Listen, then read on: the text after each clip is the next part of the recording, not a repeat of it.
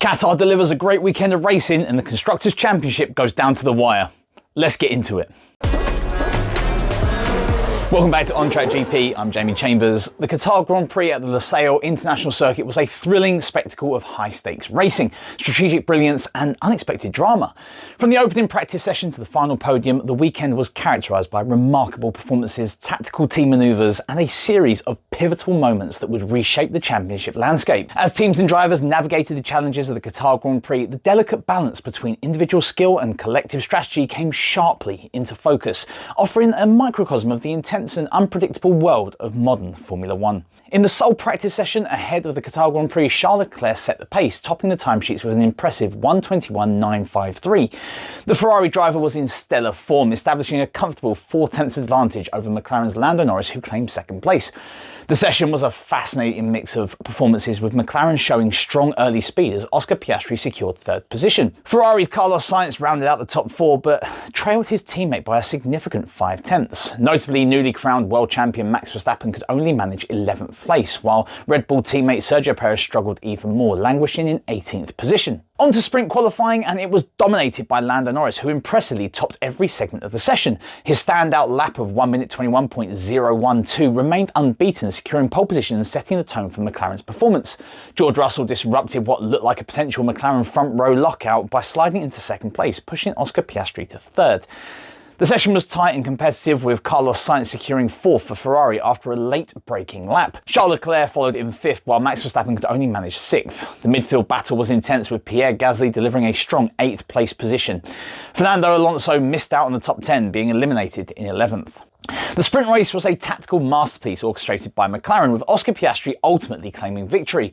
Lando Norris played a crucial team role, controlling the race and ensuring Piastri remained in a strong position by staying within DRS range and protecting him from George Russell's attacks. Norris had a perfect start leading into turn 1 and managed the race with exceptional strategic intelligence. He closely monitored Piastri's position, carefully controlling the pace to prevent Russell from mounting a serious challenge. The McLaren team's communication was seamless, with Norris constantly adjusting his strategy to support his teammate. The race became even more intricate when Norris admitted to struggling with front tyres and consulted with the team about supporting Piastri's race.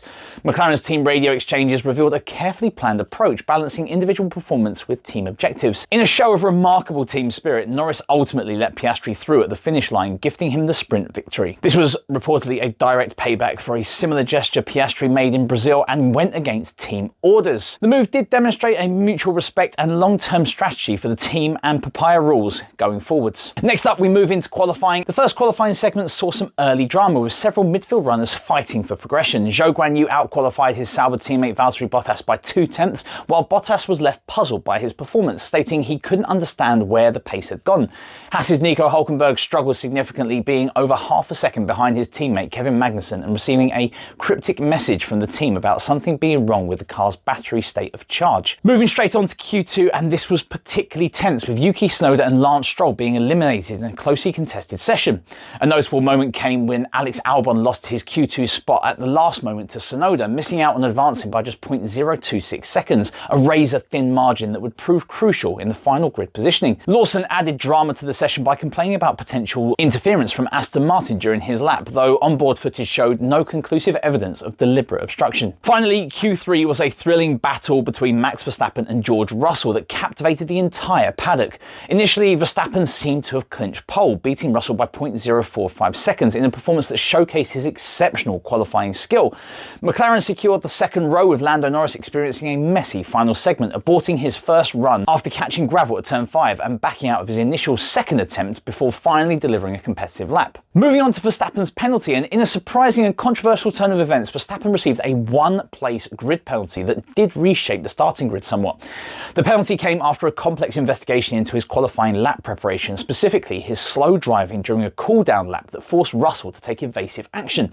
The stewards conducted a detailed examination of the incident, ultimately determining that Verstappen had driven unnecessarily slowly and was deliberately impeding Russell's lap preparation, despite Red Bull's arguments that Russell was not on a competitive flying lap at the time. Okay, Okay, our Grand Prix review, and the race was an absolute rollercoaster of drama and incidents that kept fans on the edge of their seats from start to finish. At the start, Verstappen defended well against Russell and claimed the lead into turn 1, while Norris also attempted to challenge. Chaos erupted further back as Hülkenberg's wide line caused a collision involving Ocon and Colapinto, forcing both to retire and bringing out the safety car. Hülkenberg continued after pitting for repairs, though his role in the crash was noted by stewards. Racing resumed on lap 5 and Verstappen maintained his lead with a clean restart. Piastri overtook Leclerc for P4 while Lawson spun off and dropped to the back. Alonso reported troubling straight line speed and Aston Martin's woes deepened as Stroll retired following a collision with Albon. Meanwhile, penalties began to stack up, including a 10-second penalty for Stroll and another for Hamilton's false start. Midway through the race, the field saw tight battles, with Russell holding on to P3 but coming under pressure from Piastri. Gasly overtook Tsunoda to bolster Alpine's constructors' fight, while Lawson and Hamilton received penalties for their earlier infractions. The first pit stops began around lap 24, with Russell pitting early but dropping to P11 after a slow stop. The front runners delayed their stops, focusing on maintaining track position. A turning point came when debris from a broken wing mirror caused punctures for both Hamilton and Sainz, forcing them to limp back to the pits. The ensuing safety car triggered a flurry of pit stops, reshuffling the order but leaving Verstappen still in control. During this period, Norris faced penalties for failing to slow under yellow flags, which eventually dropped him to the back. Racing resumed on lap 39 and Verstappen expertly fended off Norris at the restart. Leclerc and Piastri engaged in thrilling battles, while Perez and Hülkenberg retired after separate incidents, bringing out yet another safety car. Norris's penalty saw him drop to P15, though he began a spirited recovery drive.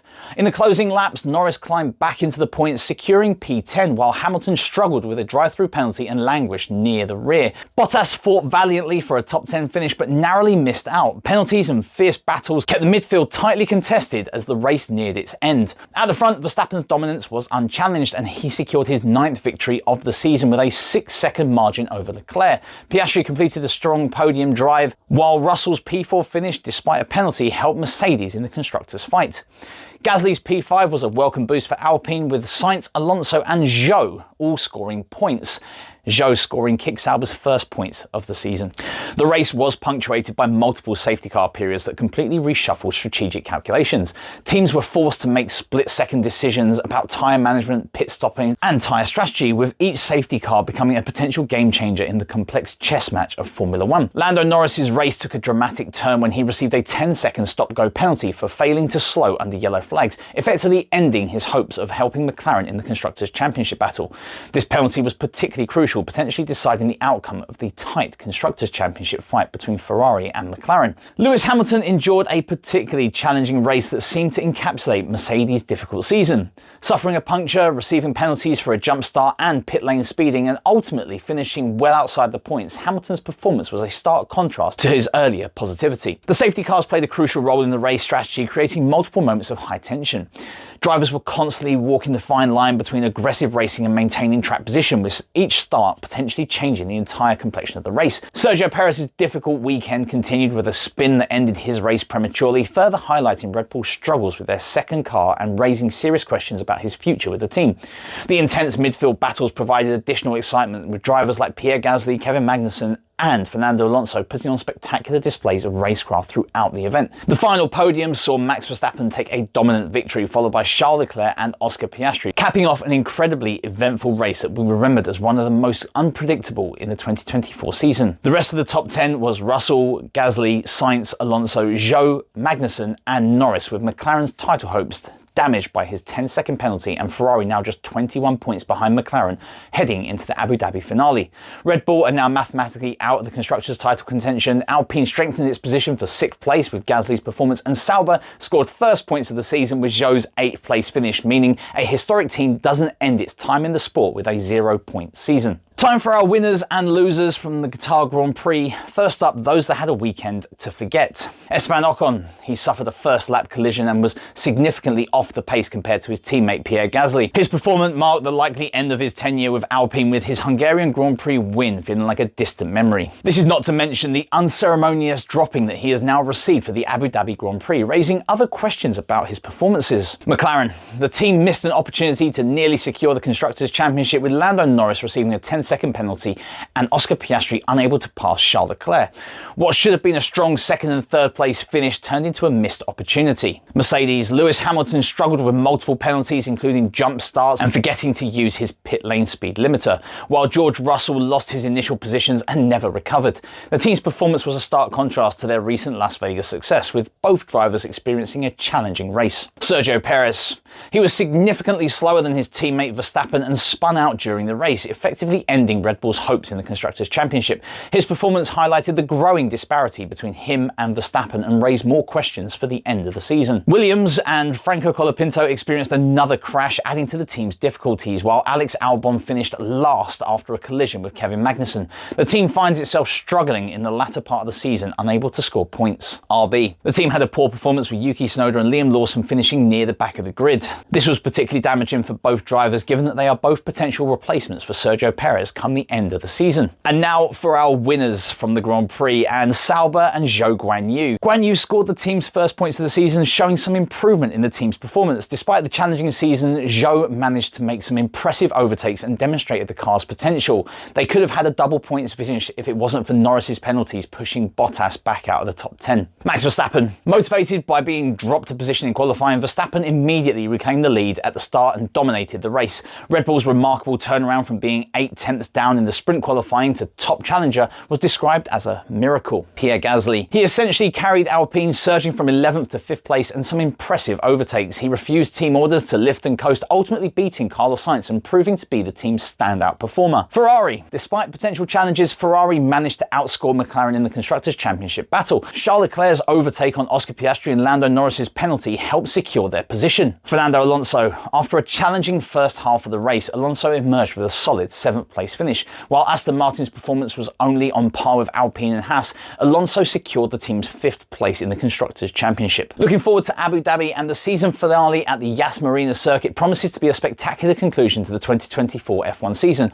The Constructors' Championship remains tantalisingly close between Ferrari and McLaren, with just 21 points separating the two teams. So some key elements to look forward to will include McLaren's desperate push to secure the Constructors' title, potentially their first since 2012. Ferrari will be equally motivated to deny them this achievement, setting the stage for an epic final showdown. The individual battles for team supremacy, including the fight for 6th place in the Constructors' standings between Alpine, Haas and RB, will add further intrigue to the weekend. Drivers with expiring contracts and uncertain futures will be looking to make final impressions, potentially influencing their 2025 prospects. The emotional backdrop of Lewis Hamilton's final race with Mercedes will add an additional layer of drama to proceedings. Strategists and engineers will be working overtime to extract every possible performance advantage, knowing that this is the final race that can define their entire season. The Yas Marina circuit's unique characteristics, with its twilight start and spectacular nighttime finish, will provide a fitting stage for the season finale. Fans can expect a race that combines high-stakes championship drama, individual driver performances and raw excitement on F1's final stage. As always, let me know your thoughts in the comments, and remember to like, share and subscribe. Keep the pedal to the metal, and I'll see you in Abu Dhabi.